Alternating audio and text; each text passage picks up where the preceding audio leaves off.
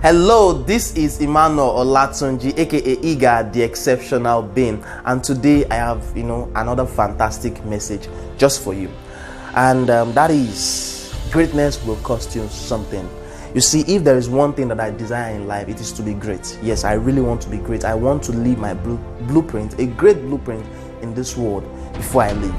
And if there is one thing I have also realized about greatness, it is that greatness will cost you something. So if you are like me and you want to really be great, then I want to tell you that greatness will definitely cost you something. So it is not enough to wish that you want to be great, but you need to realize that that greatness will cost you something. So what is that thing that greatness is actually asking you, but you have refused to hand it over?